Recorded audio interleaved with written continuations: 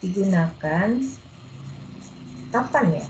Pada kasus yang bagaimana kita menggunakan NIRT modelnya, menggunakan model-model NIRT tersebut?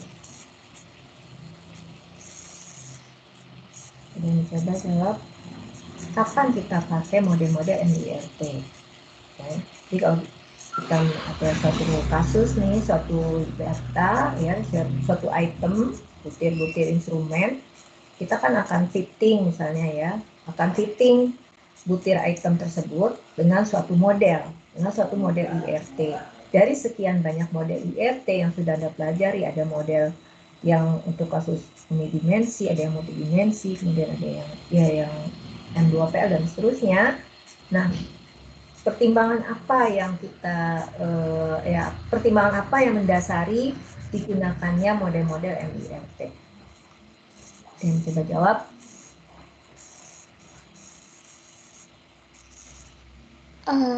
Tergantung itemnya, Bu. Yuli ya. Ya, Yuli. Kapan sih kita pakai model MIRT? Tergantung itemnya. Kalau misalkan satu item itu mengukur satu variabel kan digunainnya unidimensi. Tapi kalau misalkan kalau satu item mengukur beberapa dari variabel laten itu baru pakai multidimensi. Oke, ya, bagus. Terima kasih Yuli. Ya, jadi kalau misalkan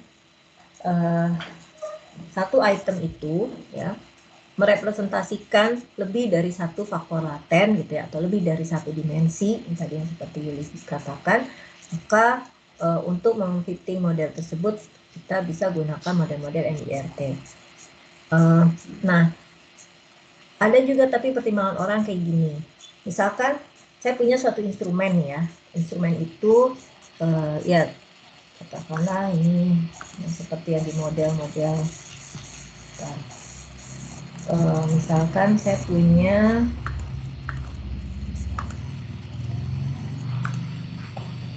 kayak gini ya.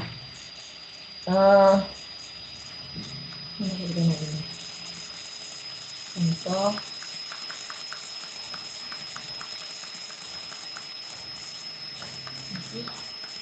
ya. Jadi kalau kita perhatikan ya, struktur item itu ada dua jenis ya. Ingat ya, struktur item itu ada dua jenis, yaitu between ya, struktur itemnya itu bisa between item, bisa within item. Ini namanya strukturnya, struktur item. Jadi nanti model-model MRT ini akan dibedakan berdasarkan struktur dari itemnya. Struktur item ini bisa kondisinya between, bisa within. Nah, between ini kalau seperti ini kondisinya, jadi ini dari kumpulan-kumpulan item ini, dari item 1 sampai 10. Nah, setiap item itu hanya merepresentasikan satu faktor laten. Jadi misalkan untuk item 1 sampai 5, dia ini menggambarkan faktor laten 1. 6 sampai 10 faktor laten 2. Nah, ini bisa juga orang itu menganalisisnya kayak gini. Pakai unidimensional item respon teori. Jadi yang ini di fitting sendiri pakai model IRT ya yang satu dimensi. Yang ini juga di fitting sendiri gitu. Nah, paham nggak? Nah, sementara kalau MIRT ini secara simultan gitu. Pemodelan itu nggak dipisah. Samanya Anda belajar multivariate sama kasus kan Anda udah belajar APG gitu ya. Di APG itu ada yang namanya multivariate regression. Bedakan pengertian multiple regression dengan multivariate regression. Kalau multivariate regression itu kan Y-nya responnya itu lebih dari satu kan, ya. Kalau multiple regression, multiple linear regression itu yang X-nya lebih dari satu tapi Y-nya masih tetap satu. Jadi di multivariate itu fokusnya ke perubahan responnya ya, ke Y-nya. Nah, kita misalnya punya Y1, Y2, kemudian X1, X2, X3. Nah, ada orang yang secara ya karena dia nggak mau menggunakan metode yang lebih kompleks lah ya, karena kan teknik-teknik multivariate tentunya ya lebih kompleks daripada yang univariate gitu kan. Jadi dia itu meregresikan, memodelkannya itu terpisah. Pertama, dia modelkan Y1 dengan X1, X2, X3, sehingga dia punya satu model regresi tersendiri. Yang kedua, dia punya model regresi yang keduanya meregresikan antara Y2 dengan X1, X2, X3. Gitu. Bayang ya. Kalian udah belajar multivariate regression belum di APG? Yuli, udah belum Yuli? Udah, Bu. Regresi multivariat ya, Bu? Ya, udah sampai situ ya? Ingat saya sih udah. Baru sampai analisis faktor, Bu. Analisis faktor. Oh iya. Berarti harusnya multivariate regression udah dong. Udah dong, Pak. Lupa ya. Multivariate regression di awal kalau nggak salah, kalau kalian pakai buku Johnson ya. Bukunya Johnson bukan? Itu kalau nggak salah multivariate regression setelah MANOVA ya. MANOVA sudah? Sudah, Bu. Sudah, oke. Ya, alhamdulillah kamu udah belajar analisis faktor ya. Nah, nanti berarti SEM-nya nggak terlalu sulit. Nah, di multivariate regression itu juga prinsipnya gitu, dia menganalisis secara simultan gitu loh. Yes, kita punya vektornya kan tadi 2, yes, punya apa variabel responnya 2, tadi Y1 sama Y2. Kemudian ubah penjelasnya X1, X2, X3. Kita modelkannya secara simultan gitu kan yang di multivariate regression. Jadi ini Y1, Y2 itu akan merupakan satu vektor tersendiri ya gitu ya, vektor 2 kali 1 ya tentunya. Di sini kita punya plot berdasarnya. Nah ini juga sama. Di sini tuh sebenarnya kita akan menganalisisnya secara simultan. Kita punya perubahan latennya itu sebenarnya ini lebih dari satu gitu kan. Kalau kasusnya seperti ini sebenarnya bisa aja dianalisis secara terpisah gitu. Yang ini sendiri, yang ini sendiri gitu kan. Ya ada dua alternatif pilihan ya. Atau ya ini dianalisis secara simultan menggunakan MIRT, menggunakan model-model multidimensional seperti itu gitu ya. Tapi kalau kasusnya kayak gini, yang within, yang nggak bisa dipisah-pisah, udah pasti kalau kasusnya kayak gini, ini nggak bisa pakai model-model yang unidimensi. Mau nggak mau kita pakai model yang MIRT, di mana ini ada item ya yang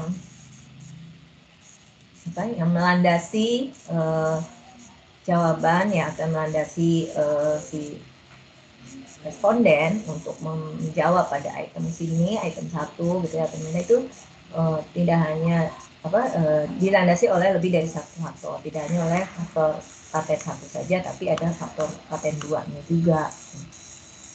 Nah, kasus-kasus yang gini nih udah pasti harus pakai MIRT model gitu kan. Nah, juga kalau misalnya kasusnya ya itu tadi ya, yang struktur itemnya itu tidak simple, di mana ini tadi within itu MIRT, dan juga misalnya kita tahu bahwa ada korelasi antara faktor laten yang satu dengan yang lain. Nah ini juga kita pakainya MIRT model ya gitu ya. Nah kemudian itu tadi kalau kita bicara struktur item ya, ada within, ada between gitu. Terus MIRT model juga kita telah pelajari minggu lalu, itu dibedakan juga berdasarkan pada item yang kita analisis ya, kira-kira ada ini enggak apa sih kehadiran apa ya, kompensasi variabel gitu. Jadi kira-kira ada variabel laten yang satu gitu ya, saling menutupi kelemahan dari variabel laten yang satunya lagi gitu ya. Jadi kalau dilihat dari situ itu kita bisa gunakannya, atau bisa kita bedakan model-model MIRT itu sebagai model compensatory model dengan non compensatory model ya. Jadi bisa kita lihat gitu ya, apakah ya ada ada suatu kelemahan di satu dimensi gitu ya, tapi bisa ditutupi atau diatasi lah ya, dikompensatif dengan kekuatan di dimensi yang lain ya, seperti yang sudah diberikan contohnya pada suatu instrumen yang mengukur akademik performance gitu kan, dimana di situ dibutuhkan misalkan suatu soal itu membutuhkan kemampuan verbal gitu ya, dan juga misalnya kemampuan aljabar gitu kan. Seseorang yang misalnya memiliki kemampuan verbalnya itu misalnya kurang bagus, tapi dia memiliki kemampuan aljabar yang bagus, ini bisa saling menutupi. Jadi kalau misalnya kita tahu di situ bahwa item-item yang kita analisis ini dilandasi oleh suatu faktor laten yang saling menutupi atau yang saling mengkompensasi satu sama lain gitu ya, maka kita bisa gunakan model-model compensatory model ya. Tapi ada juga suatu kasus di mana ini ada faktor latennya itu lebih dari satu, tetapi antara faktor laten yang satu dengan faktor yang lain ini tidak saling menutupi gitu ya. Ibaratnya ya kalau yang tadi yang kompensatory itu yang saya bilang saling menutupi itu, kelemahan di satu dimensi tapi dimensi yang lainnya itu tinggi, ini memungkinkan si responden itu akan menjawab ya, atau peluang untuk menjawab benar pada suatu item itu memungkinkan nilainya itu cukup tinggi gitu ya, peluang itu bisa tinggi ya. Walaupun ini sebenarnya ada dua faktor laten, tapi yang lokasi di faktor laten satu lebih rendah, yang satunya tinggi, ini memungkinkan nanti penjumlahannya gitu ya, jumlah dari keduanya ini gitu ya, ini akan menghasilkan peluang untuk menjawab benarnya itu cukup tinggi.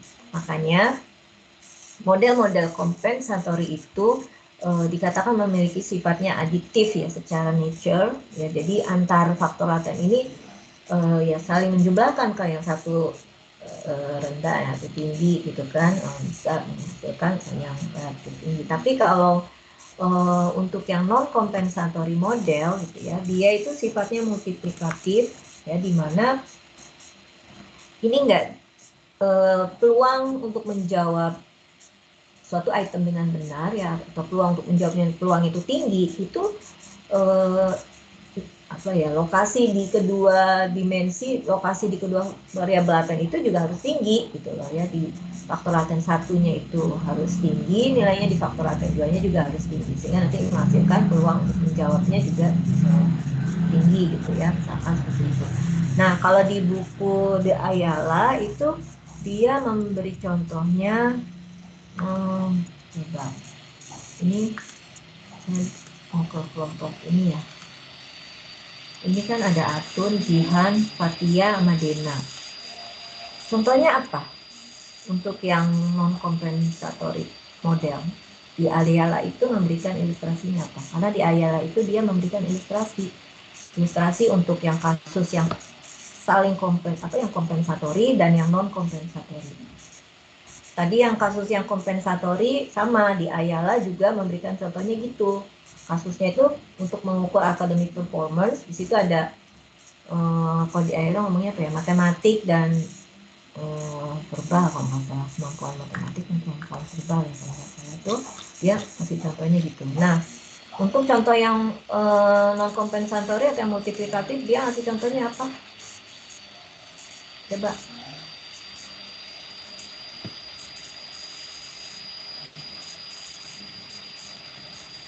Kan ada kalau yang kompensatori ada yang reading proficiency kalau nggak salah ya, reading dan matematik proficiency. Kalau yang non kompensatori ini apa ilustrasinya?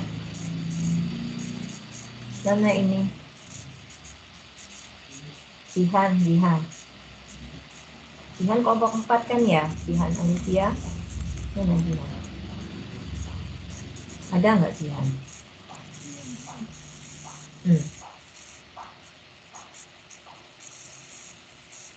Halo Jihan. Contohnya apa di buku Ayala untuk yang kasus non kompensatory?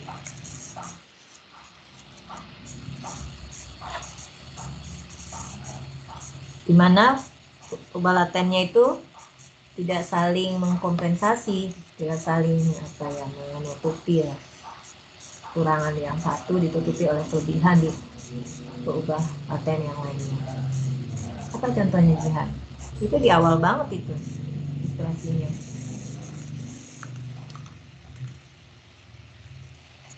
Halo? Mana nih? Ini kalau membuat apa? PowerPoint sampai penuh begini ya.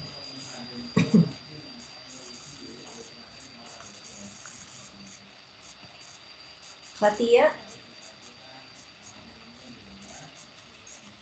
saya share screen apa di situ yang tampil? Mana Fatia? Iya, Bu. Yang muncul di layarmu apa sekarang? PPT bukan?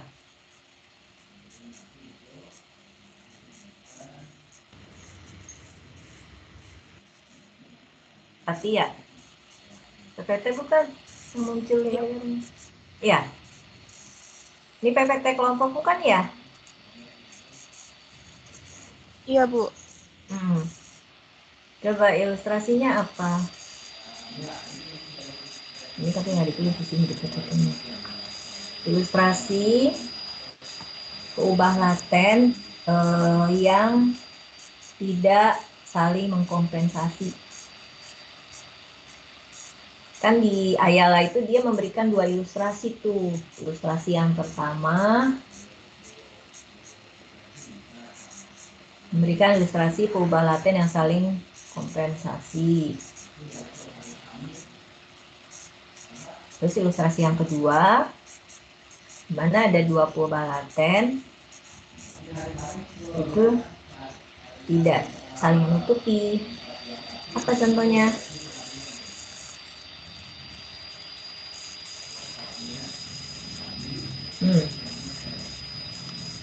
Yang lainnya ada yang mau coba nggak? Coba dibuka buku Ayalanya di awal-awal tuh. Contohnya apa?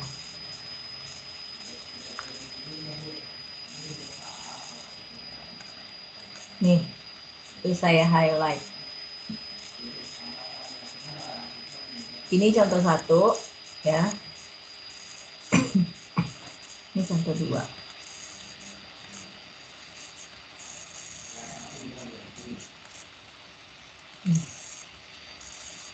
Contoh 1 apa itu?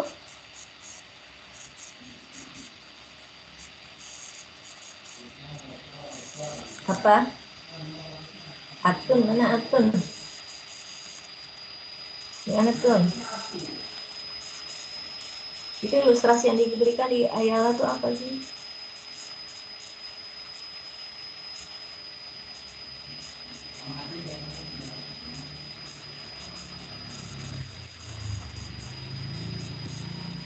Mengukur apa ini? Self efficacy itu apa?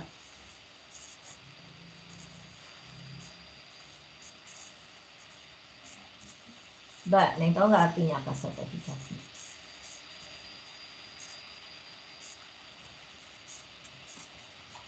Dena, mana Dena?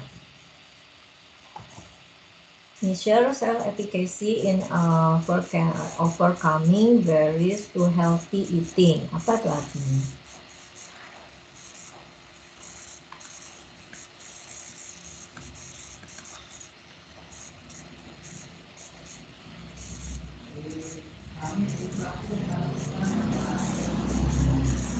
Jadi pada di situ enggak ya? Ini soalnya semuanya mute semua.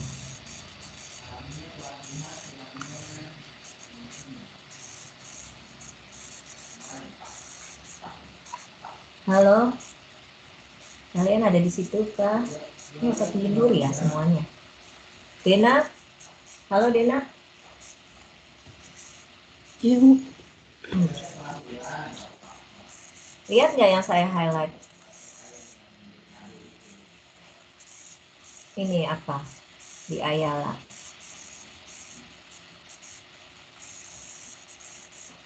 Ini di Ayala itu memberikan 2 ilustrasi ya. Ilustrasi yang menunjukkan kasus peubah laten ya, peubah laten terkait orang ya. Jadi dimensinya itu lebih dari satu, ini dua lah, tapi fokus ke dua ya. Ada dua peubah laten. Mana kasus yang pertama ini peubah laten tersebut tidak saling mengkompensasi, tidak saling menutupi lah kelemahan di satu variabel laten yang satu ditutupi oleh kekuatan di variabel laten yang satunya lagi. Nah, itu tidak saling seperti itu.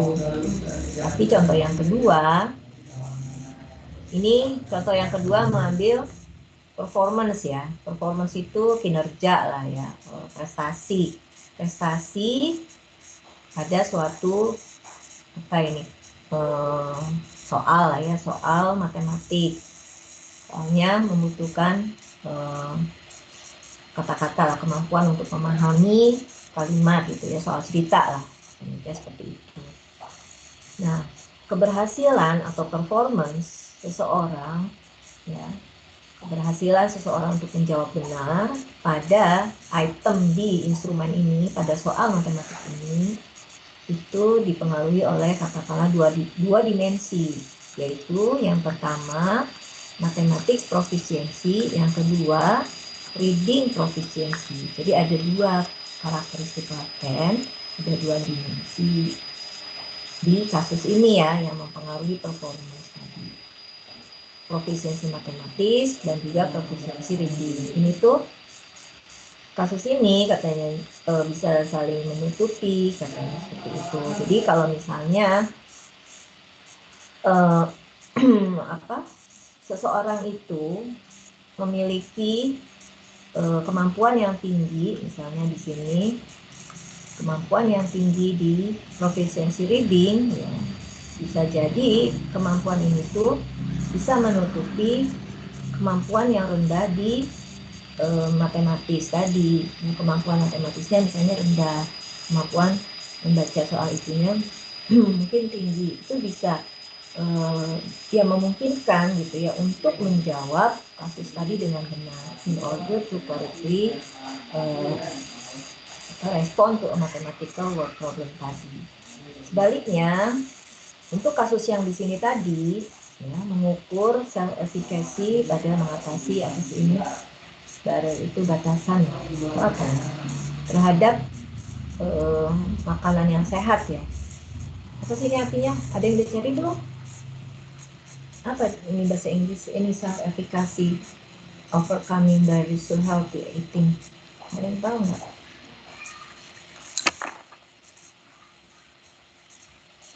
Kemampuan untuk apa itu? Mengatasi apa? Barriers itu apa sih biasanya? Hambatan sih. Hambatan. Terus health efficacy-nya apa? Artinya? Semacam keyakinan diri. Keyakinan diri. Berarti itu sebenarnya apa sih? Kalau di secara ini bahasa Indonesianya. Oke, maksudnya mengukur apa itu? Kepercayaan diri gitu ya. Kepercayaan diri dalam mengatasi hambatan pola makan yang sehat gitu. Ya.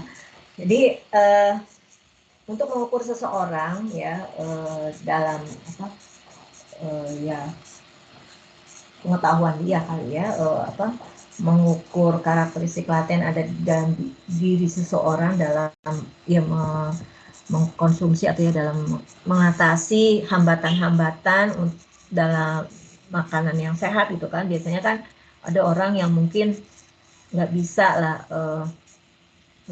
ya nggak bisa menghindari gitu ya, pokoknya makanan itu asal menurut dia enak, entah itu sehat atau enggak, dia itu nggak bisa ngerem gitu kan. Ada orang yang kayak gitu kan, pokoknya makanan itu ya walaupun kandungannya itu dari segi kesehatan itu nggak bagus gitu ya, asal menurut dia enak ya dia lahap aja gitu kan ya, dia sikat aja itu makanan. Tapi untuk orang-orang tertentu ya nggak seperti itu gitu. Nah, tentunya kebiasaan tadi untuk mengukur orang-orang yang sifatnya kayak gitu tuh, tentu ada dua faktor yang mendasarinya. Pengetahuan kognitifnya, faktor kognitifnya ini ya mungkin kognitif itu pengetahuan ya, makanan-makanan yang sehat itu seperti apa aja sih gitu kan.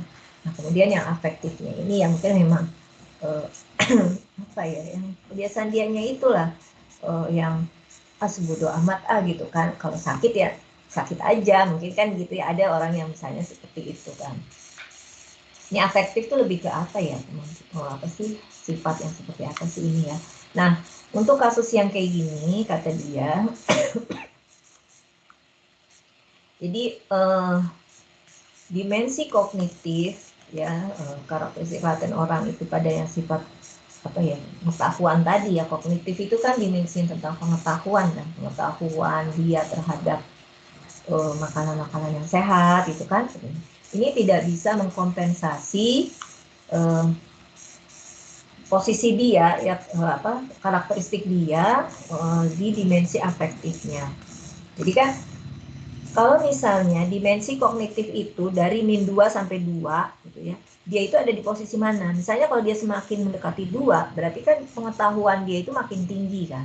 Nah, tapi kalau dimensi afektifnya gimana juga dari min 2 sampai 2. Misalnya dimensi afektifnya mah rendah gitu kan. Nah, ini tidak bisa saling mengkompensasi gitu ya. Di sini tentunya kita untuk memodelkan item-item yang kasusnya seperti tadi yang kita duga ini tidak saling menutupi ini, kita bisa gunakan model-model MIRT yang non kompensatory model gitu ya. Nah, memang yang non kompensatory model ini relatif sulit dalam pendugaannya, sehingga juga para peneliti gitu ya, ini jarang itu menggunakan ini gitu ya, tidak terlalu interest untuk mengembangkannya gitu, yang populer digunakan juga. Yang banyak digunakan itu adalah model-model MIRT yang kompensatory, yang non kompensatory ini memang relatif sulit nanti dalam pendugaan parameternya, sehingga ini tidak di sini juga tidak akan dieksplor lebih jauh nggak ya, karena juga kurang populer digunakan.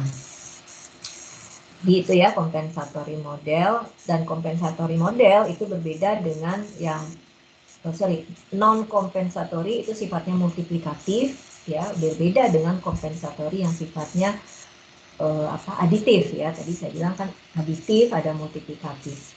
Gimana sih itu yang aditif terus multiplikatif? Aditif di situ artinya peluang responden gitu ya untuk menjawab suatu kriteria tertentu lah pada suatu item ini.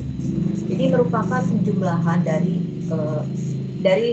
rubah latihan yang satu dan rubah latihan yang lainnya lagi, tentunya dengan pembobot yang berbeda ya. Ada bobot-bobotnya ya. Kalau Anda lihat misalnya inilah, ini kan ada dua faktor laten ya. Di sini faktor laten satu ya, makanya ada theta 1, ini ada yang theta 2. Nah, ini dibobotinya itu dengan apa? Ini slope diskriminasinya ya, ini akan berbeda-beda. Ini pembobot yang membeda-bedakannya gitu kan. Alpha J1, di sini ada alpha J2. Ya. Model inilah yang sebenarnya merupakan perluasan dari model 2PL gitu ya. Dimana tadi yang saya bilang kan ini model kompensatori, ada yang di satu sisi dia rendah, di satu sisi jadi di perubahan laten yang satunya dia memiliki kemampuan tinggi, di perubahan laten yang satunya memiliki kemampuan rendah. Artinya di situ ada prosentase atau bobot yang berbeda-beda gitu kan. Nah, disinilah ini diperlihatkannya di model tuh ya, di sini di alfa dan di sini ada alfa J1, ada alfa J2. Ini sebenarnya merupakan apa ya, pembobot gitu kan. Kalau yang si tadi non kompensatori dia sifatnya multiplikatif ya, jadi sebenarnya ada interaksi gitu kan, dia perkalian ya. Ini tidak kita bahas lebih lanjut. Oke, terus tadi sudah kita lihat ini ya apa model MIRT, struktur gitu ya, struktur item ya. model MIRT yang common gitu, yang umum gitu ya. Oh ya, ini contohnya ya untuk yang non kompensatory. Jadi kalau misalnya theta 1-nya rendah, theta 2-nya rendah, ya peluangnya untuk merespon gitu juga akan rendah. Nah, plotnya karena tadi pubalatennya ada 2, maka ini plotnya sebenarnya 3 dimensi ya. Untuk yang dasarnya ini untuk yang pubalaten 1 dan 2, yang untuk yang ke atasnya yang vertikalnya itu adalah peluangnya. Semakin banyak variabel laten yang terlibat, tentu plotnya akan makin kompleks ya. Kemudian untuk yang within tadi ya, jadi ini dikenal diasumsikan bahwa setiap item itu ya semua item ya dalam instrumen itu ada suatu karakteristik yang general yang mempengaruhi ya. Jadi katakanlah deh ini semuanya itu ada dipengaruhi oleh suatu karakteristik yang umum ya. Ini saya lagi ngomong bifaktor ya. Nah, kemudian bifaktor model ya. Bifaktor model, karena kan kemarin kita udah bahas ya model yang untuk MIRT yang M2PL, yang multidimensional untuk yang 2PL ya. Ini modelnya kayak gini kan ya, waktu minggu lalu. Dan perhatikan bahwa ini bold, tebal, karena berarti faktor ya, faktor latennya lebih dari 1. Nah, ini AI-nya ini pembobotnya ya diskriminasinya ya sebenarnya slope. Tapi untuk yang D di sini ini bukan difficulty ya, tapi ini sebenarnya merupakan suatu intercept. Dan untuk mendapatkan difficulty-nya nanti melakukan transformasi sebagai berikut ini ya, nanti yang disebut dengan MDiff. Begitu juga untuk diskriminasinya, kita ingin mendapatkan satu nilai gitu ya. Kalau ini kan AI ini kan ada diskriminasi untuk karakteristik laten 1, kemudian diskriminasi untuk karakteristik laten 2 gitu ya, dan seterusnya. Tapi kita bisa juga untuk memperoleh informasi berapa nilai diskriminasi secara keseluruhannya gitu kan. Jadi tidak merinci-rinci. Kalau ini kan berarti merinci-rinci kan, AI misalnya I-nya 1 gitu kan, berarti kan ini karakteristik diskriminasi yang untuk misalnya karakteristik laten yang pertama, terus nanti ada lagi diskriminasi untuk karakteristik laten yang kedua dan seterusnya. Nah, tapi kalau misalnya secara tunggal gitu ya, misalnya kalau kita ingin mendapatkan berapa sih nilai diskriminasinya untuk item yang itu secara keseluruhan ya, dari yang tadi beberapa karakteristik laten tetanya tersebut, nah kita bisa dapatkan dengan formula ini. Kemudian model yang berikutnya model RAS ya kalau tidak salah, model multidimensional RAS itu juga sudah, dan ini ya multidimensional RAS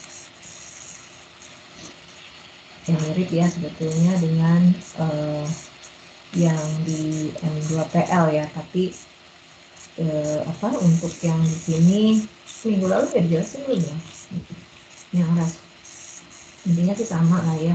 Dan di sini parameternya gitu ya, ini ya, hanya ada satu di sini, difficulty item gitu ya. Kalau ini yang jadi tidak ada diskriminasi ya di sini. Di RAS gitu kan, ini kan tadi modelnya RAS ya, RAS multidimensional, karena RAS itu kan definisi dari RAS itu adalah nilai diskriminasinya itu kan sama dengan 1 ya untuk semua item sama gitu kan. Nah, di sini tidak ada diskriminasi gitu kan, tidak ada komponen diskriminasi. Yang ada di sini hanya ini untuk yang komponen yang karakteristik laten ke orang, dan yang di sini ini simbol ini menunjukkan ya item difficulty, karena RAS itu kan karakteristik itemnya hanya 1 ya, difficulty saja. Nah, ini yang akan diduga ya parameternya. Dan yang B di sini bukan menunjukkan diskriminasi ya, ini sebenarnya pembobot untuk yang di sini nih, pembobot untuk theta, gitu ya. Yang ini jangan dikacaukan dengan simbol-simbol di materi yang bab-bab sebelumnya gitu.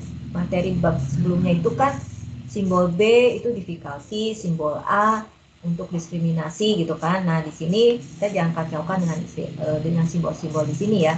Simbol B di sini bukan menunjukkan difficulty, simbol A di sini bukan menunjukkan diskriminasi ya. Ini hanya pembobot aja ya, koefisien lah, koefisien BIK ini koefisien untuk theta, AIK ini koefisien untuk yang ini apa sin apa tadi bacanya.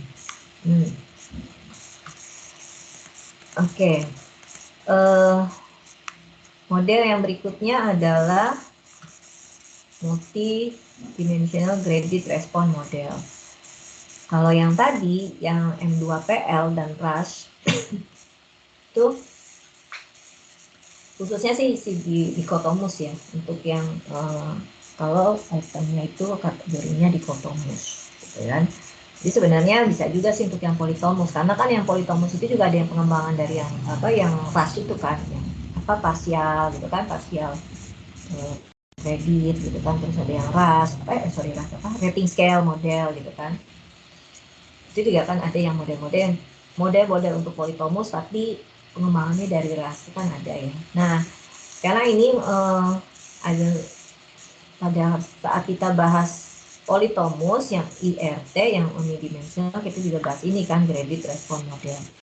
Jadi response model ini jelas untuk yang kasusnya politomus ya, datanya itu politomus. Nanti di sini kebayang nih kategori itemnya politomus, kemudian karakteristik laten theta-nya itu lebih dari 1 ya, ini ada multi dimensi.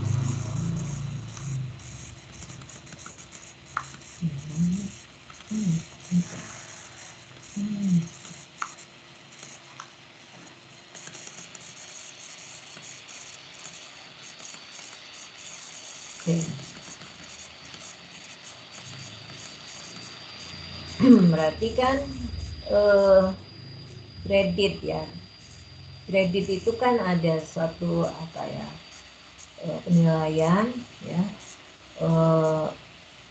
semakin meningkat gitu ya. Jadi di sini ordinal lah sifatnya ya. Jadi misalkan kita punya instrumen di mana kategori responnya itu ordinal gitu ya, secara ya katakanlah tidak setuju gitu kan, sangat setuju gitu ya, yang ada kasus Likert gitu ya, diukur dengan skala Likert. Nah, kemudian kita ingin graded response model itu kan untuk misalnya kita ingin menentukan berapa peluang seorang responden gitu ya akan memberikan respon paling tidak itu kategori tidak setuju atau lebih tinggi. Nah, biasanya itu graded response model itu untuk menjawab kasus-kasus yang kayak gitu ya. Jadi kan kita punya tadi respon-responnya dimulai dari sangat tidak setuju, setuju dan sangat setuju. Di mana sangat tidak setuju misalnya kita kasih nilai 1, tidak setuju kasih nilai 2 gitu kan. Setuju 3, sangat setuju 4. Kita misalkan ingin mengetahui berapa peluang seorang responden akan menjawab suatu item itu minimal itu 2 gitu, atau paling tidak itu dia itu akan menjawab tidak setuju atau di atasnya gitu ya. Nah, berapa peluangnya itu kita gunakan kalau konsen kita adalah untuk mengetahui atau menentukan peluang tadi kasusnya seperti itu gitu ya. Nah, itu kita gunakan kita gunakan model graded response model untuk memfitting data tersebut. Ya, di sini anggaplah kategori responnya ini ada ya sebanyak K besar lah ya, tapi ini untuk pada kategori yang ke K ini. Jadi K kecil ini sama dengan K sama dengan 1, 2 sampai sebanyak K besar. Jadi banyaknya kategori ya, kategori respon ini. Peluang di sini kan dibacanya artinya apa ini? J itu kan menunjukkan orang ya di sini. Indeks J itu menunjukkan examine. Peluang orang yang ke J ya, akan menjawab atau akan menjawab kategori K, ya, misalnya K-nya itu yang kedua ya, tidak setuju, pada item yang ke I. Ya. Nah ini peluangnya berapa? Nah ini dengan misalnya tadi ada 2 faktor laten yang mendasarinya. Misalnya untuk kemampuan profesiensi matematiknya berapa, profesiensi readingnya dia berapa, gitu kan, diketahui ini itu. Nah kemudian di sini AI di sini diskriminasi ya, misalnya item yang ke I itu berapa nilai diskriminasinya. Ya. Nah karena ini politomus gitu ya, tadi ada memiliki kategori respon itu lebih dari satu, gitu ya, maka dia kita ingat antara kategori yang satu dengan yang lain itu kan ada suatu titik batas ya, threshold gitu ya, ada batasan boundary. Nah di sini dinotasikan dengan delta IK. Ya. Jadi delta IK ini merupakan threshold lah, threshold untuk kategori yang ke K pada item yang ke I. Itu ya. Ini untuk model MGRM. Oke, sekarang untuk yang bifaktor, coba kelompoknya ini, Yuli, lanjutkan untuk yang bifaktornya. Model bifaktor itu seperti mana? Oke, baik Bu.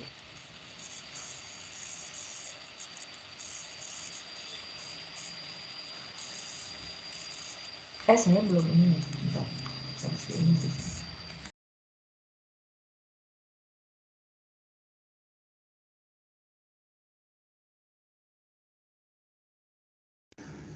Izin share screen ya, Bu.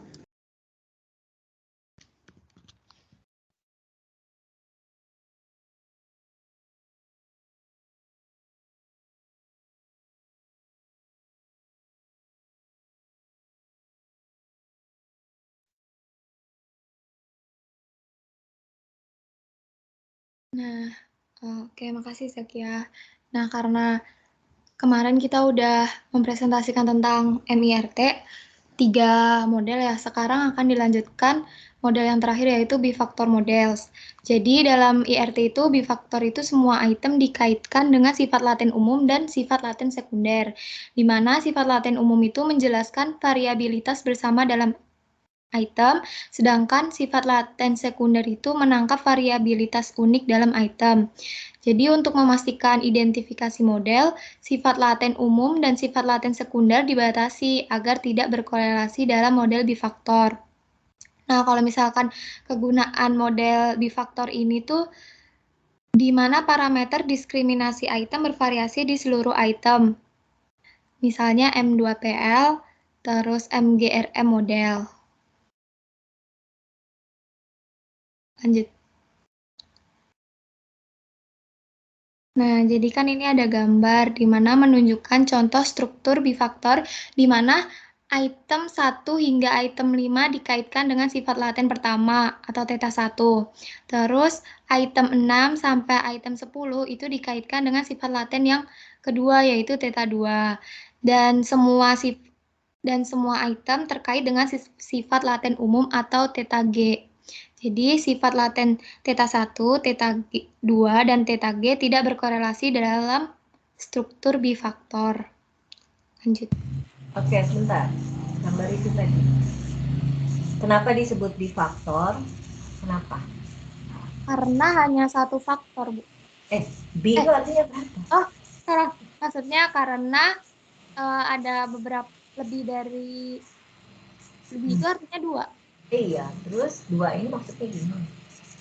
Kan maksudnya theta 1 sama theta G itu berkorelasi. Nah, terus theta 2 sama theta G itu juga berkorelasi gitu, tapi ketiganya nggak berkorelasi secara langsung. Saya koreksi ya. Nih, yang lainnya juga ya. Kenapa disebut bifaktor?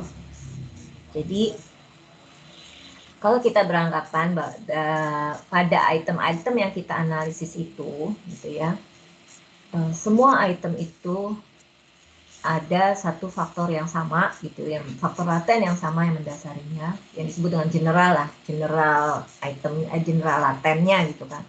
Diasumsikan bahwa semua item pada instrumen kita itu dilandasi oleh satu faktor laten yang sama, dan juga masing-masing itu selain dilandasi oleh faktor yang sama, setiap item juga memiliki faktor unik gitu, faktor yang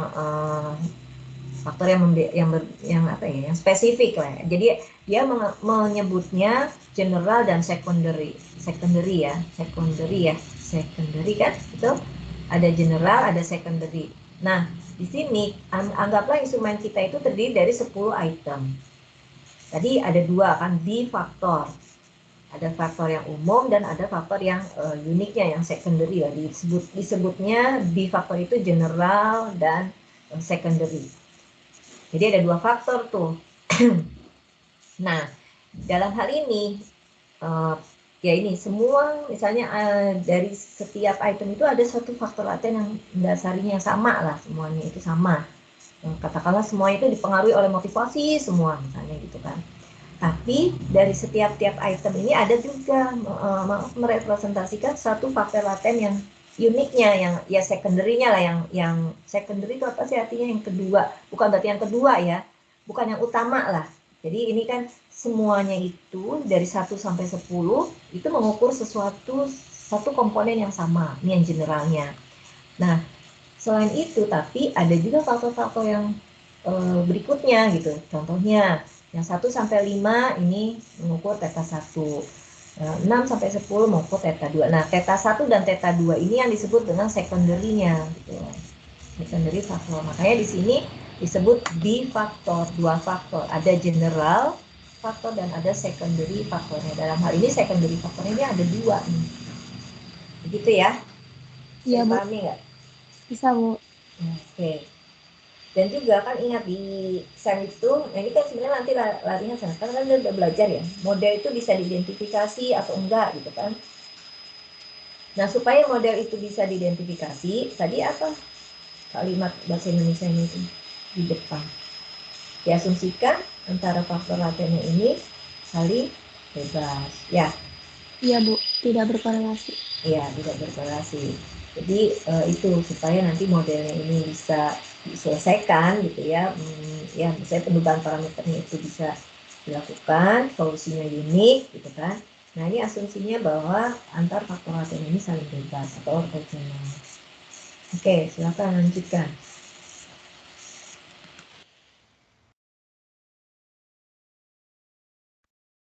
Nah, untuk mendemonstrasikan bagaimana memperkirakan model IRT dua faktor, akan digunakan kembali dataset depression dan fungsi bifaktor dalam package MIRT. Pertama itu didefinisikan vektor sebagai depression di mana ditentukan hubungan antara setiap item dan dua sifat laten, yaitu kognitif dan somatik. Jadi panjang vektor ini sama dengan jumlah item dalam kumpulan data depression. Selanjutnya, tentukan struktur pengujian menggunakan model depression dalam fungsi bifaktor. Fungsi bifaktor mengasumsikan bahwa terdapat sifat laten tambahan, yaitu sifat laten umum, berdasarkan semua item yang ditentukan dalam vektor dimensi.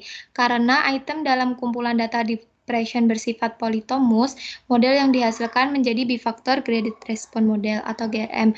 Nah, slide selanjutnya itu kita akan praktek bifaktor menggunakan data depression.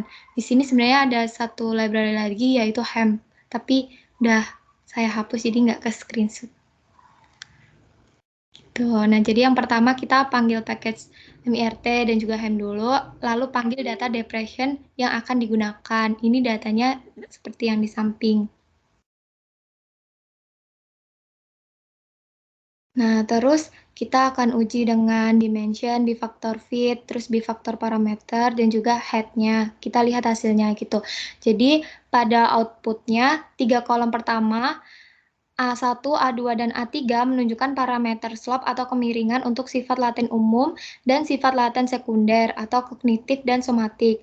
Parameter slope pertama lebih besar dari 0 untuk semua item, sedangkan parameter slope kedua dan ketiga memiliki elemen 0 untuk item yang tidak terkait dengan sifat laten tertentu. Jadi misalnya item 1, dikaitkan dengan sifat laten umum dan sifat laten sekunder pertama. Oleh karena itu, parameter slope pertama dan kedua untuk item 1 adalah A1 sama dengan 0,8637 dan A2 sama dengan 0,7747. Sedangkan parameter slope ketiga adalah 0. Jadi kolom D1, D2, D3, dan D4 itu merupakan parameter intercept dari bifaktor GRM. Nah, selanjutnya untuk mengubah estimasi slot dan parameter intercept menjadi parameter diskriminasi item, multidimensi, dan threshold, kategori dapat menggunakan fungsi mdis dan juga mdiv. Dari output di samping dapat diketahui bahwa mdiv1 dan mdiv2 merepresentasikan daya beda butirnya dengan nilainya kontinum min 3 hingga 3. Apabila nilai semakin besar, maka item tersebut semakin dapat membedakan kemampuan respondennya.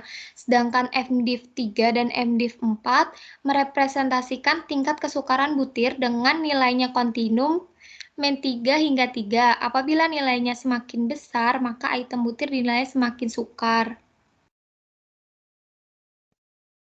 Nah, selanjutnya bifaktor underscore params. Jadi, seperti yang dijelaskan sebelumnya, korelasi di antara sifat-sifat laten dibatasi menjadi 0 dalam model bifaktor. Batasan ini dapat dilihat dengan mencetak matriks kovariansi dari ciri-ciri laten. Dalam matriks ini, elemen diagonal adalah 1.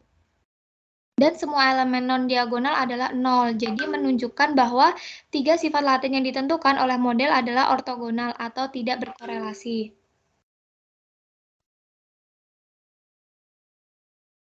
Nah, ini adalah ringkasannya. Jadi ada beberapa langkah dalam menerapkan model MIRT ke kumpulan data respon. Yang pertama itu menentukan struktur tes. Yang kedua itu menentukan apakah ada hubungan kompensasi antara laten sifat-sifat, dan yang ketiga itu memilih model MIRT. Dah, sekian. Oke, Yuli. Itu tadi data apa? Depresi ya. Datanya tadi apa? Depresi ya, pakai data depresi. Kamu nyoba nggak sih ini? Nyoba, Bu. Ini output dari EXA ya? Itu ada optionnya sampai berapa kategorinya? Sampai 4 ya? Kategori apa, Ibu? Kan ini politomus kan? Maksudnya maaf, kategori item maksudnya. Tiap-tiap itemnya itu apa sih? Option-optionnya itu ada berapa? Bentar, Bu. Ceritanya gimana sih yang depresi ini? Data depresi. Kalau yang depresi ini sebenarnya saya belum itu, Bu. Nggak nemu informasinya. Nggak ada. Ya. Ini kan kayaknya ngacu ke yang bab sebelumnya ya. Dia ini adanya di paket hem ya? Di package hem ya? Iya, Bu. Coba kamu ini closing deh. Yang apa di datanya itu depression. Terus ada deskripsinya kan?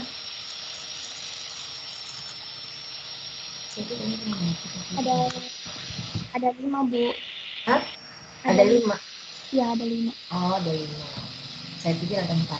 5 ya, berarti thresholdnya 4 ya.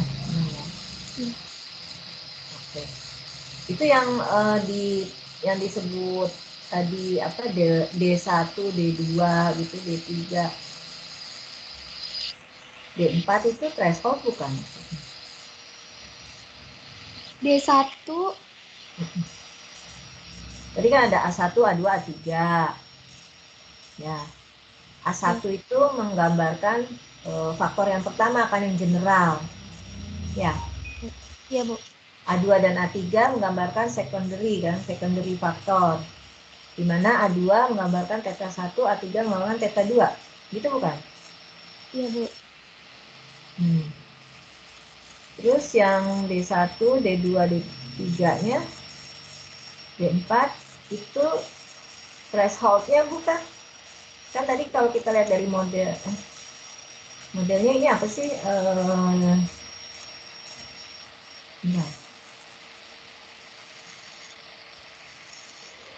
Spesifikasi umum yang model apa? Ini.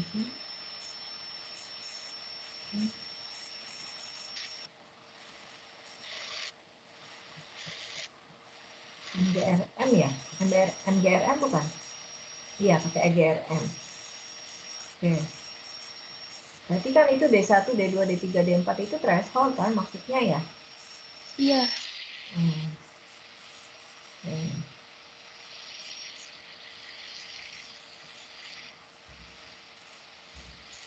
Oke, dapet MDIV,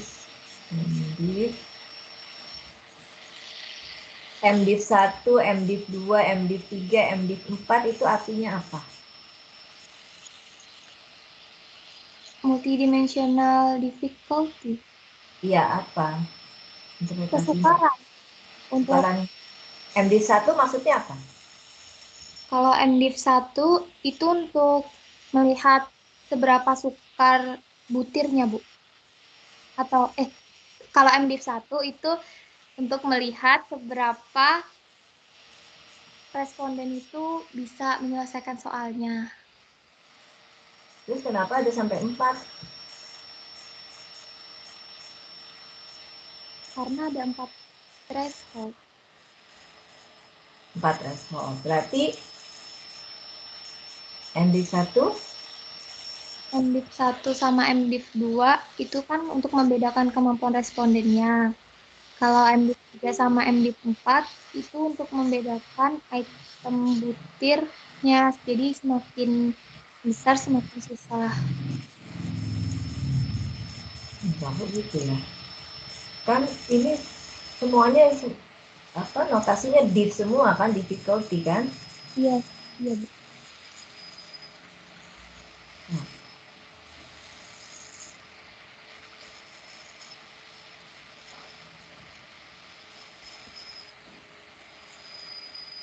Mungkin saya yang salah.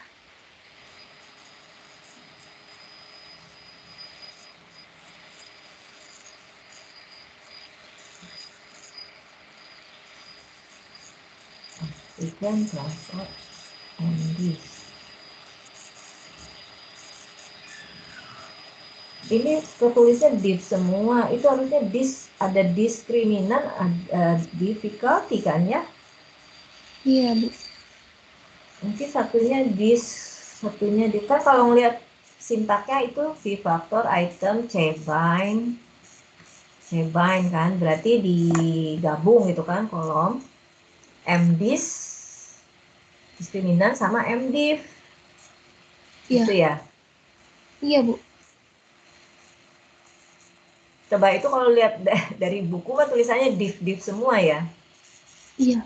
Harusnya mungkin dis 1, dis 2, terus div. Div 3, div 4. Ya, harusnya gitu kali ya. Kamu coba kalau hasil R-nya kamu kan ngerjain ya? Itu udah hasil R-nya, Bu. Enggak. Takutnya itu salah cetak kalau yang dari buku. Kalau yang tampilanmu dari R-mu kayak gitu juga sama. Iya, itu saya gitu. R. Emang munculnya kalimatnya div semua ya? Iya, Bu. Kan di sini ada kalimatnya kalau dari saya lihat dari buku. Ya, di situ ada we can also transform the estimated slope and intercept menjadi multidimensional item discrimination dan ini kan kategori threshold parameter menggunakan MDIS dan MDIV gitu kan, MDIS dan MDIV function.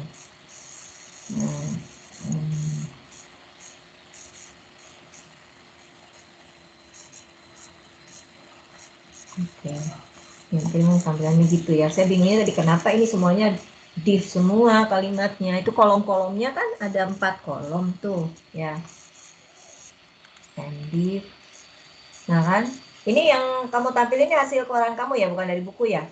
Iya, dari R saya. Kamu nyoba emang keluarannya MDIV semua gitu ya? Iya, saya lagi coba ngeran lagi sih, Bu. Oh iya, oke. Berarti itu yang kolom 1 sama kolom 2 itu menunjukkan sebenarnya tadi apa diskriminan ya? MDIS. Kan tadi ngegabung kan, gabung MDIS dan MD. Diskriminan untuk faktor laten 1 di kolom 1, diskriminan untuk faktor laten 2 di kolom 2. Kemudian difficulty faktor laten 1 di kolom 3, difficulty untuk faktor laten yang keduanya itu di kolom 4. Itu kan ya. Ya. Oke, kamu juga tuh udah jelasin sih ya. MD1 dan MD2 merepresentasikan daya beda butirnya. Nilai kontinum 3 sampai 3. Ya. Terima kasih, Lili. Ini teman-temannya yang lain perhatiin nggak ya? Ada yang tanyakan nggak nih sampai sini?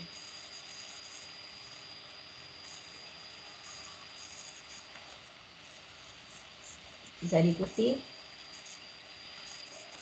Bisa, Bu. Nah, oke. Nah, oke. Terima kasih ya. Jadi tadi di kesimpulan mana tadi kesimpulan step-stepnya kalau kita mau melakukan apa sebelum kita ini ya sebelum menerapkan MIRT. Jadi yang pertama kita harus tahu dulu struktur tesnya ya. Struktur tesnya itu maksudnya apa? Kita harus tahu apa? Tadi saya dijelasin. Kita harus perhatikan struktur tes itu. Oh, yang ini ya, Bu. Sebentar, Bu. Oh, terdengar tidak. Between atau within gitu. Jadi langkah yang pertama kita harus cek dulu apakah item-item kita itu termasuk yang between atau yang within. Kalau between kan memang simple ya, semua item itu mengindikasikan satu, representasikan satu faktor laten kan, nggak ada yang beratnya double-double gitu. Item 1 merepresentasikan item 1 merepresentasikan theta 1 dan juga theta 2 nggak ada yang seperti itu. Jadi tahap pertama itu yang perlu kita cek adalah ngelihat struktur tes kita, struktur instrumen kita, between atau within. Yang kedua, kita cek dari karakteristik laten yang ini ya yang kita amati gitu ya, apakah ada tadi yang apa sih hubungan kompensatori atau enggak misalnya seperti itu ya. Terus yang ketiga ya baru kita memilih model IRT-nya ya. Jadi tadi kalau misalnya kita nggak tahu nih struktur tesnya itu gimana, between atau within, nah itu gimana caranya? Nah jadi gini, kalau kita nggak tahu nih struktur tes kita itu seperti apa, between atau within, nah, kita gunakan dulu exploratory, ya exploratory MIRT. Ya samanya nanti kayak kemarin itu analisis faktor, analisis faktor ada yang exploratory, ada yang konfirmatori gitu ya. Kalau kita nggak tahu nih instrumen kita ini sebenarnya ada berapa faktor latennya gitu kan, kita gunakan exploratory faktor analisis ya, kita cek gitu dari item-item tersebut sebenarnya ada berapa faktor laten sih yang berdasarkan. Nah, ini juga sama, kalau struktur tesnya itu nggak diketahui maka yang kita gunakan itu adalah MIRT yang pendekatan MIRT yang exploratory. Nanti jadi kita bisa menentukan gitu gimana ini struktur tesnya itu seperti apa berdasarkan jawaban-jawaban dari si responden. Nah, tetapi kalau misalnya hubungan antara item dengan karakteristik laten itu diketahui, gitu ya, artinya strukturnya diketahui, maka yang kita gunakan adalah pendekatan MIRT yang konfirmatori. Nah, tapi yang di sini yang dibahas lebih lanjut itu yang konfirmatori ya, yang eksploratory nggak kita explore. Jadi yang dibahas di buku token itu sebenarnya yang konfirmatori. Karena apa? Karena diasumsikan ya kita udah tahu lah hubungannya antara si karakteristik laten theta dengan item-item itu. Jadi si item-item ini untuk merepresentasikan theta yang mana, terusnya theta yang lainnya lagi direpresentasikan oleh item-item yang mana saja. Nah ini lingkupnya konfirmatori. Oke. Langkah yang kedua menentukan apakah ada hubungan kompensasi atau ya kompensatori atau tidak di antara karakteristik laten yang kita akan ukur itu gitu ya, ada yang saling menutupi atau enggak gitu kan. Oke, yang ketiga memilih model MIRT. Oke, terima kasih kelompok ini. Ibu, Ya, tadi kan saya udah nyoba ngeran lagi, hasilnya masih tetap MDiv, Bu. MDiv ya. Ya mungkin keluarnya gitu ya. Ya udah kalau Mbak Yuli, makasih Yuli. Sama-sama Ibu. Mungkin ininya kayak begitu tampilannya. Saya juga bingung kenapa ini MD. Kirain saya karena di bukunya salah cetak. Oh jadi kamu nyoba juga itu MD nanti. Padahal kalau ngelihat dari sintaknya di atas jelas kelihatan tuh kita itu menggabungkan ya cbind, mdisk dan mdiv. Nah untuk menghitung mdisk-nya ya ada lah dia ininya ya sebenarnya ada formulanya. Oke silakan jika tidak ada yang ditanyakan sampai sini. Terima kasih nih untuk kelompok Juliana, terus Karina, Fatma, Zakia, dan Faradila ya. Silakan diikut. Oke. Ini udah semua ya Yuli ya? Kelompoknya Yuli tuh. Udah Bu. Udah Bu. Dicoba kan ya tadi ya R-nya tadi nggak saya lihat tapi saya percayalah kamu coba. Mudah-mudahan mudah-mudahan yang lainnya juga ya teman-temannya yang lainnya juga harus nyoba, tidak hanya kelompoknya Yuli saja nih harusnya. Nah yang berikutnya tadi yang kelompok 4 yang ini MIRT juga sebetulnya ya tapi dari buku The Ayala. Ini kelompoknya Atun, Jihan, Fatia, sama Dena. Mungkin ini sekilas aja yang yang beda banget dari di Ayala itu nggak perlu dibacain semua ya. Mana kelompoknya Atun, Jihan, siapa nih yang mau ini? Ibu izin share screen ya. Ya, silakan. Mungkin nggak harus semua slide ya. Yang ini saja yang dia yang kira-kira beda. Yang belum dibahas. Dia di situ kan model-modelnya apa aja sih di situ? Model 2PL ya?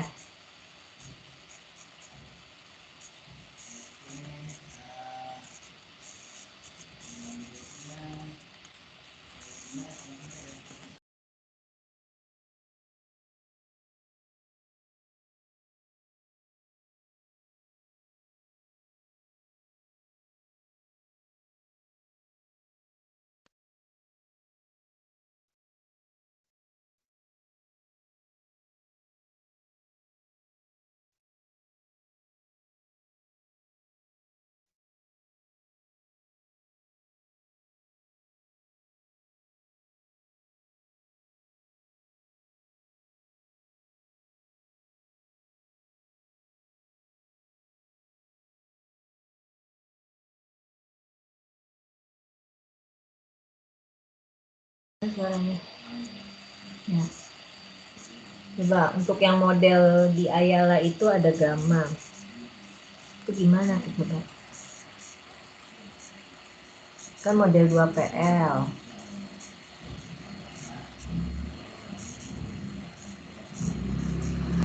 Mana modelnya?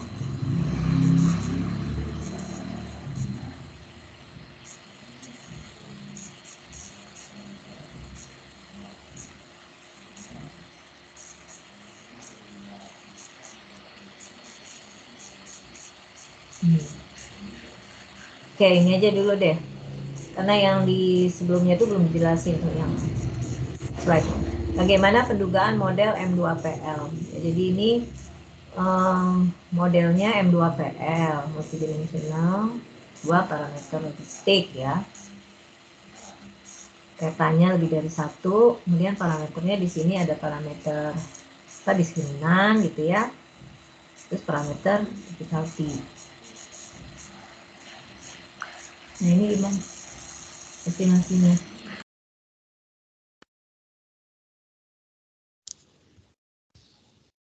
Halo, kedengeran ya? Ya. Atau mungkin sebelum kesini asumsi yang MIRT itu kayaknya kamu nulis juga asumsi model-model MIRT.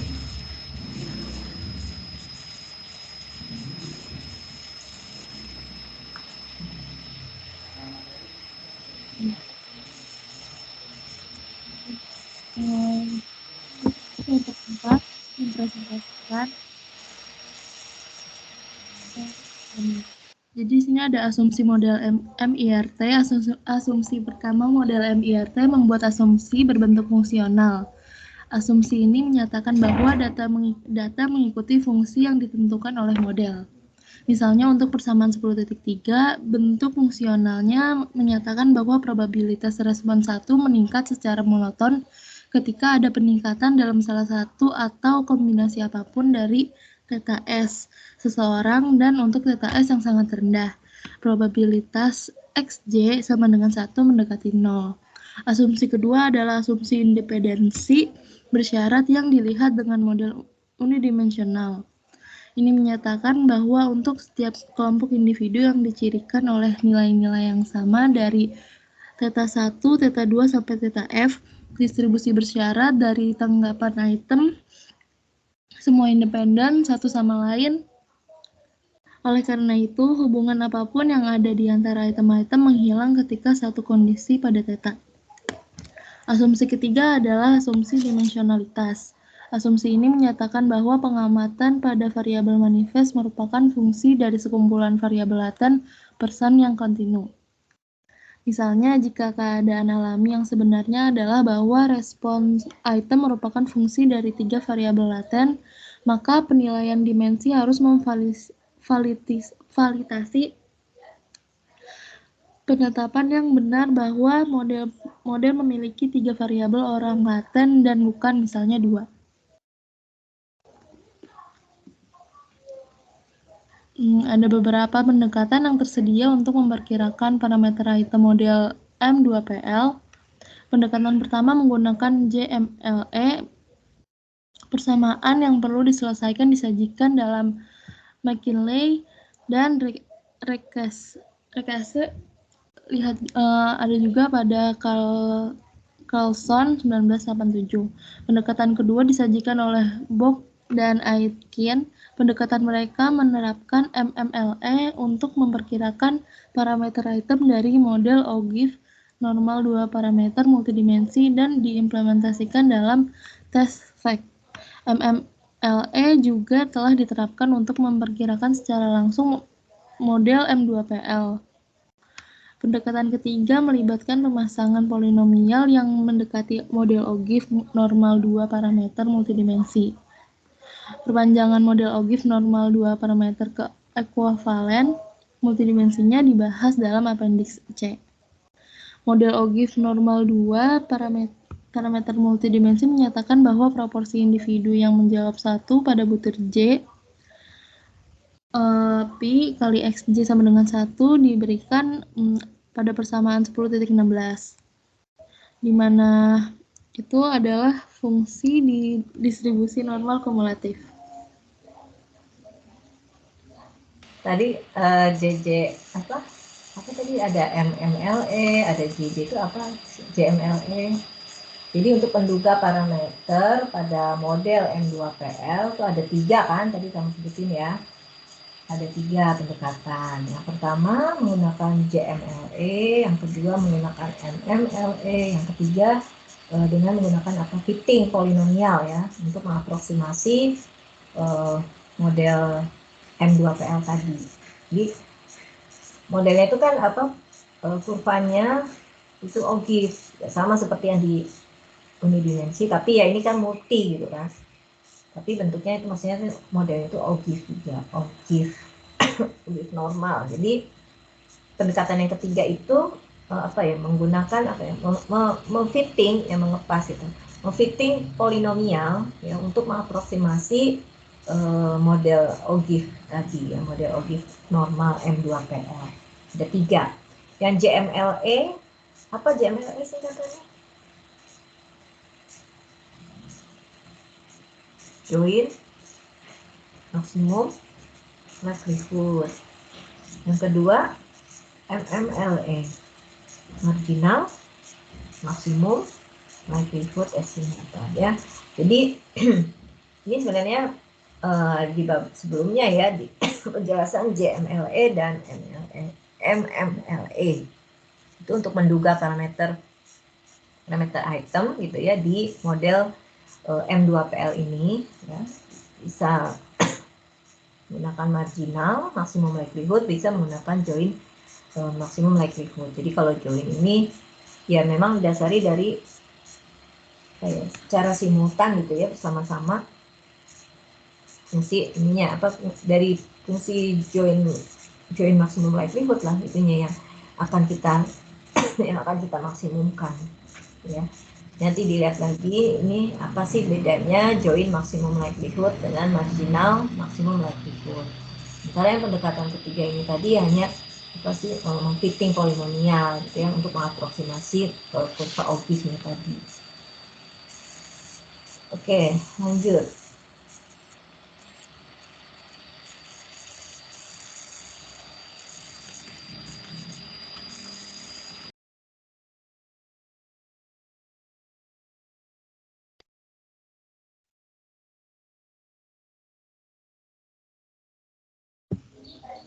Oke, selanjutnya ada estimasi model M2PL. Seperti dijelaskan dalam lampiran C, proporsi individu yang menjawab item J adalah fungsi dari area di bawah batas distribusi normal unit dengan ambang item atau J. Dengan menggunakan informasi sampel, kita dapat memperoleh perkiraan awal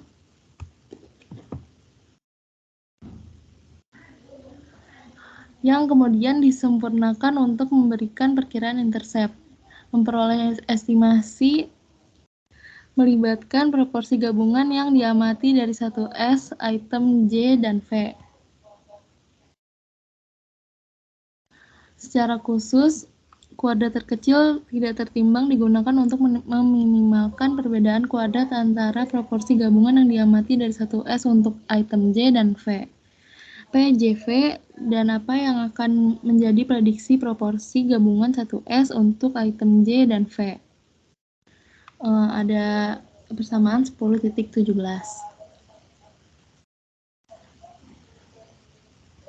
Lalu di mana suku PJVR diberikan oleh deret polinomial suku R dengan koefisien yang didefinisikan oleh polinomial Hermite yang dinormalisasi. Fraser dan McDonald menyatakan bahwa 4 istilah polinomial digunakan untuk menentukan PJF. Pendekatan ini diimplementasikan dalam program No-Harm untuk spesifikasi deret polinomial.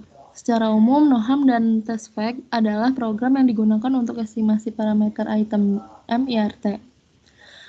Knoll dan Berger menemukan bahwa dibandingkan dengan program lain, No-Harm berkinerja baik dalam pemulihan parameter item. Next, G. Oke. Ini kan dia pakai software yang tidak kita punya ya. Jadi slide sebelumnya coba. Nah, ini di 10.17 kan tadi ini akan menduga parameter. Ini analog dengan metode kuadrat terkecil di regresi gitu ya. Ini sebenarnya 10.17 itu akan menduga parameter model M2PL ya, sedemikian sehingga jumlah kuadratnya ini akan minimum gitu. Makanya kan tadi sebutnya kuadrat terkecil ya.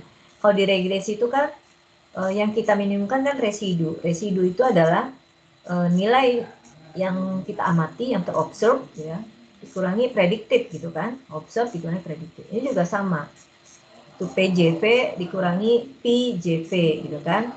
Nah, di mana yang predicted yang mana, yang terobserve yang mana itu coba.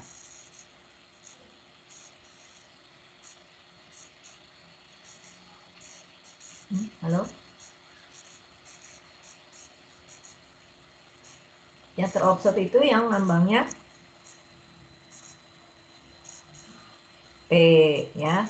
Yang predicted yang P gitu ya. Itu kan P yang predicted, yang P-nya itu kembali ya, lihat dulu. Ada P, ada V ya, ada P. Yang P, JV itu yang terobserve ya, jadi Itu yang hasil amatan ya. Proporsi P itu adalah proporsi peserta yang menjawab benar lah. Kita katakan proportion of satu itu correct ya. Tapi kalau di Ayala itu kan apa ya, mendefinisikannya secara umum aja. Jadi ada simbol 1 atau 0 gitu ya. 1 itu bisa benar atau bisa iya gitu kan ya. Dia jadi menunjukkannya 1 0 1 0. Nah, jadi misalkan kita asumsikan 1 itu adalah peluang yang menjawab benar ya. Jadi PJV itu adalah proporsi orang yang menjawab benar gitu ya pada item yang ke J gitu, itu PJV.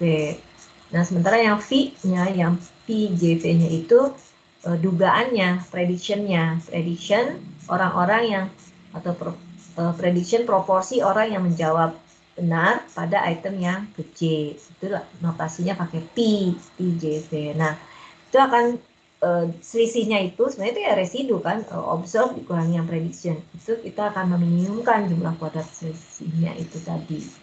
Nah, itu simbolnya di situ F untuk mendapatkan pendugaan dari parameter model M2PL. Oke, lanjut, silakan.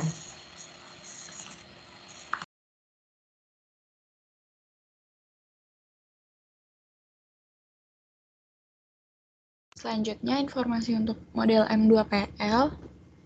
Secara konseptual, IRS ini dapat dilihat sebagai kumpulan IRF yang bersyarat pada arah tertentu dari asalnya. Artinya ada IRF bersyarat untuk 1 derajat, IRF bersyarat lain untuk 2 derajat, dan seterusnya.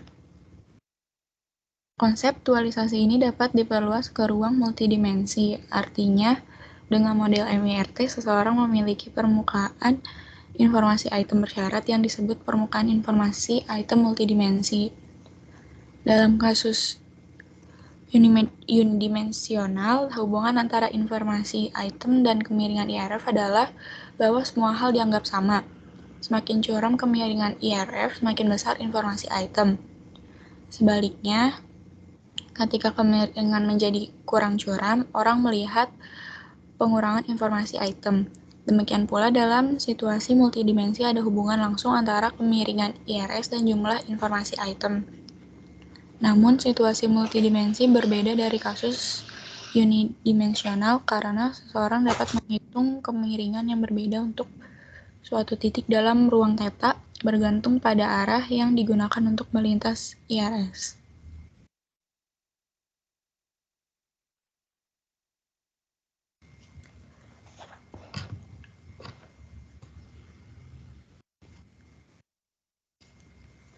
Informasi item multidimensional item seperti pada persamaan 10.18, rumus ini menunjukkan bahwa informasi item dihitung sehubungan dengan kemiringan dalam arah yang diberikan oleh omega F pada titik yang diberikan oleh theta.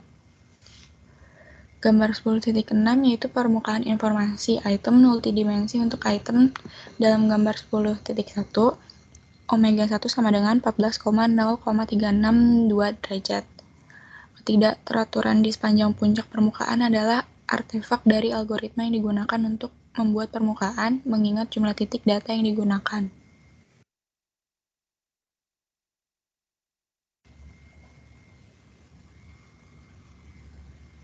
Seperti halnya dengan model unidimensional, seseorang dapat menjumlahkan informasi item untuk menghasilkan informasi multidimensional total untuk instrumen multidimensional total information sama dengan sigma multidimensional item information. Namun, karena multidimensional item information didefinisikan sehubungan dengan suatu arah, informasi multidimensi total juga didefinisikan sehubungan dengan arah yang digunakan untuk menentukan informasi item multidimensi. Seseorang dapat secara grafis mewakili informasi multidimensi total untuk instrumen dengan permukaan informasi multidimensi total dalam arah omega F. Selanjutnya ada ketidakpastian dalam MIR. Sumber ketidakpastian pertama dalam model M2PL adalah ketidakpastian metrik. Sebentar. Nah ya, tadi kan bahas tentang information ya. Seperti halnya di yang kasus unidimensi IRT, kita kan juga kenal ya, ada namanya item information, kemudian ada test information gitu kan. Dimana informasi itu, fungsi informasi itu untuk apa ya manfaatnya? Katakanlah untuk yang item information aja dulu. Untuk mengetahui apa itu? IF, information function.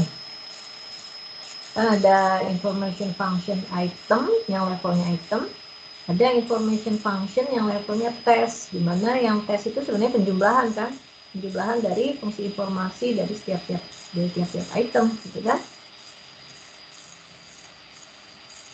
Nah ini kalau kasus multidimensi, kalau bicara informasi item kan levelnya item, ini dia memiliki lebih dari satu gitu. Maksudnya untuk item 1, katakanlah untuk item 1, kalau kasusnya petanya cuma 1, ya berarti informasi itemnya ya cuma 1. Tapi kalau misalnya petanya ada 2 gitu kan, informasi item di item yang pertama, misalnya untuk nomor 1 kita punya fungsi informasi item 1 dan fungsi informasi item punya IF1 dan IF2 lah maksud saya gitu ya. Anggaplah tetanya itu ada 2. Ya, teta yang menjadi perhatian itu ada 2. Untuk item 1 kita punya IF1, item information. Kan ada IF, ada TF ya. IF itu information function ya.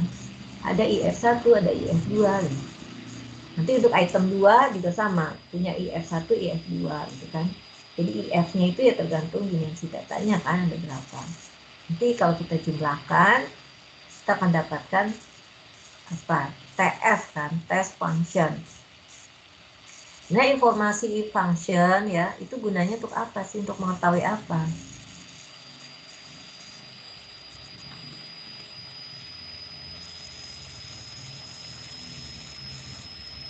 Apa ini? Tadi siapa yang kelompok? Tapi yang siapa ini? Gunanya untuk apa?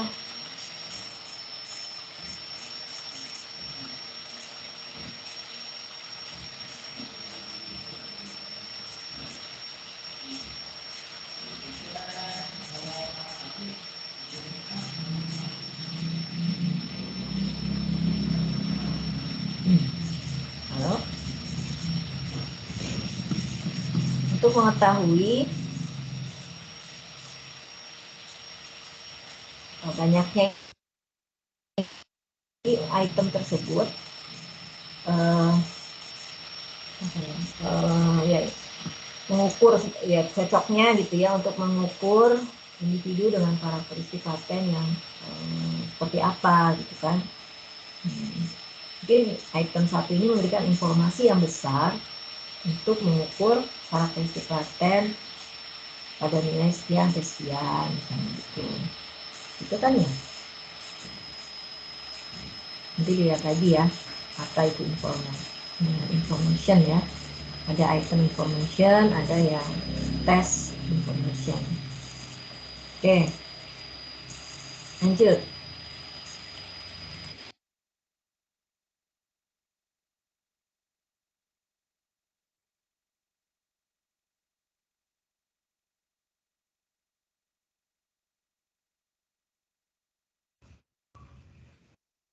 Selanjutnya ada Lanjut ke ini aja deh, metric transformation.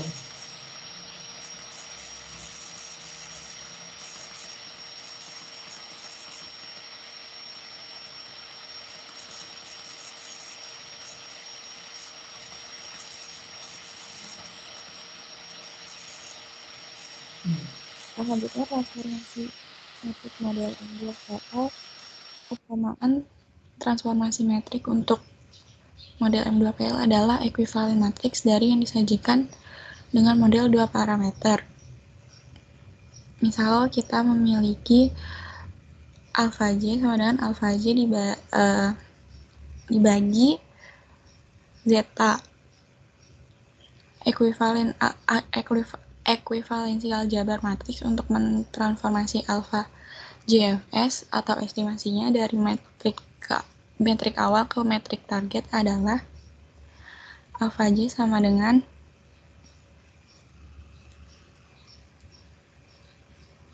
Z inverse dikali alfa J. Untuk mengubah unidimensional intercept digunakan gamma J sama dengan gamma J dikali alfa J dikali kappa dibagi zeta. Dalam hal aljabar matriks, kesetaraannya adalah seperti pada persamaan 10.20, matriks yang setara untuk mengubah parameter lokasi orang atau perkiraannya dari theta sama dengan zeta dikali theta ditambah kappa adalah seperti pada persamaan 10.21.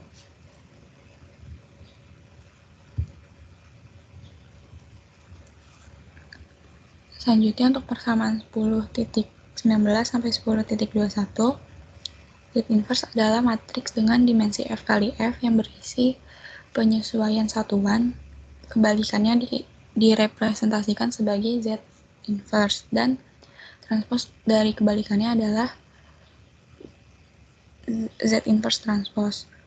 Inverse dari sebuah matriks adalah matriks aljabar yang setara dengan pembagian. Vektor K adalah panjang F dan terdiri dari penyesuaian lokasi. Sebagai contoh penerapan persamaan 10.19 sampai 10.21,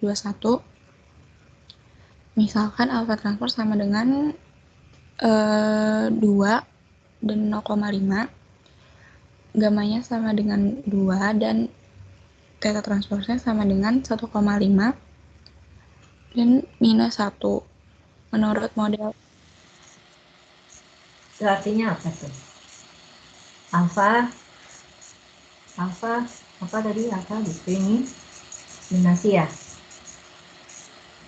Jadi Alfanya ada 2 tuh, 2 sama 0,5, karena perubahan latennya yang diukur ada 2 kan?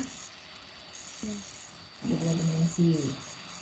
Terus gamanya nilainya 2. Gamma itu apa tadi? Kita akibat parametrisasi tadi ya.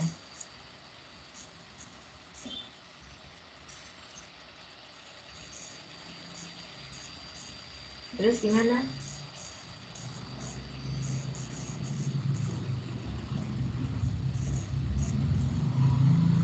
Ditransformasi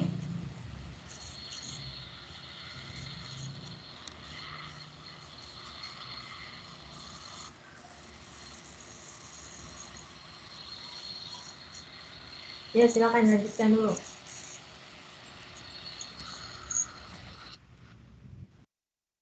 Lalu matriks dan vektor transformasi matriks kami adalah Z sama dengan 2112 dan K-nya 1,5. Inverse dari Z adalah 0,6667 min 0,3333 dan min 0,333 0,667. Dalam contoh ini transpose Z inverse sama dengan Z inverse, yaitu Z inverse transpose sama dengan Z inverse. Menerapkan persamaan 10.19 untuk mengubah alfa JFS yang diperoleh 1,1667 dan 0,3333 minus 0,333.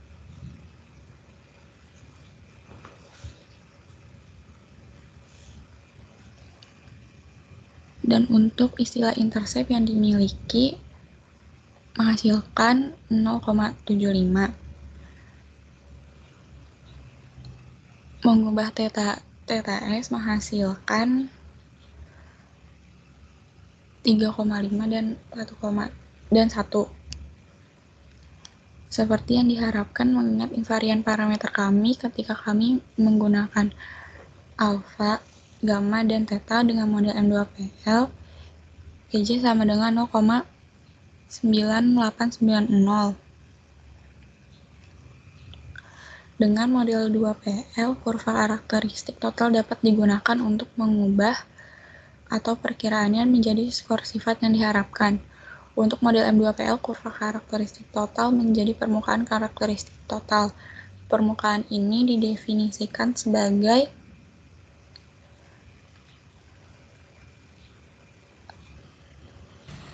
ya itu apa? Ekspektasi ISFP pengadaan.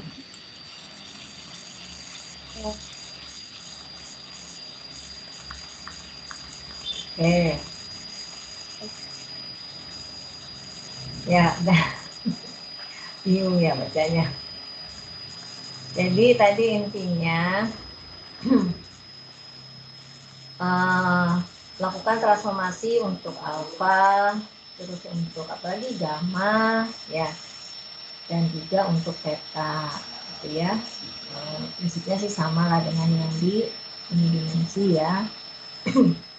Jadi unidimensi kan pakai simbolnya itu kalau alpha J gitu kan, bintang alpha J dibagi psi gitu kan. Nah, kalau di sini kalau multidimensi pakai vektor gitu ya, ada dikalikan dengan suatu vektor apa matriks Z ya tadi ya, matriks Z inverse gitu.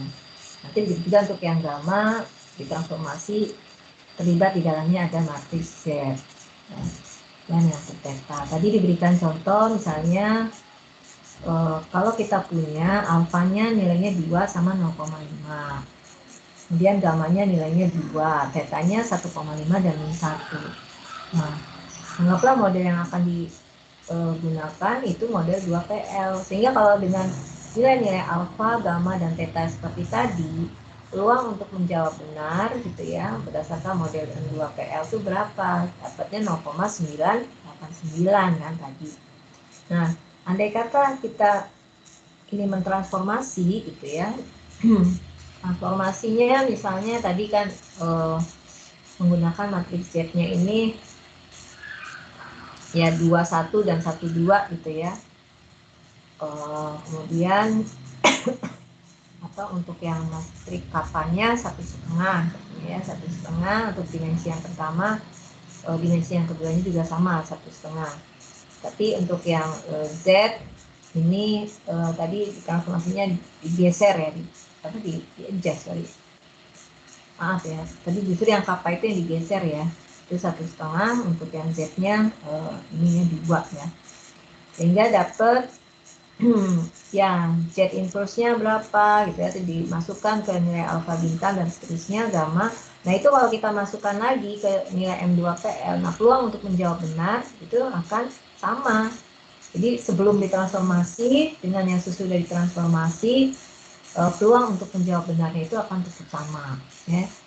Cuman ini untuk apa yang untuk kayak misalnya kita kepingin nanti supaya nilai-nilainya itu diantara sekian nanti sekian itu gimana gitu ya, apa ya, sehingga kita sedemikian sehingga perlu mentransformasinya. Ini dia ngasih yang ngasih batasan lah ya. Anggaplah kita mau mentransformasi katanya parameter-parameter tadi dengan pengubahan ya, shifting gitu ya, sebesar 1,5 dan juga melakukan adjustnya sebesar 2 katanya gitu. Sehingga matriks transformasinya ya, kita punya matriks transformasi. Kan di sini dalam melakukan transformasi di sini dibutuhkan matriks Z dan vektor kappa ya. Jadi ada matriks Z, ada juga kappa di sini. Oke, nanti dilihat-lihat lagi, ini mirip-mirip lah ya. Saya rasa cukup kalian untuk hari ini. Ya mudah-mudahan walaupun ini agak bingung-bingung kalian, memang ini agak lumayan gitu ya materinya. Di paling tidak sedikit-sedikitnya mah ada yang nempel gitu. Ada yang ditanyakan nggak sampai sini?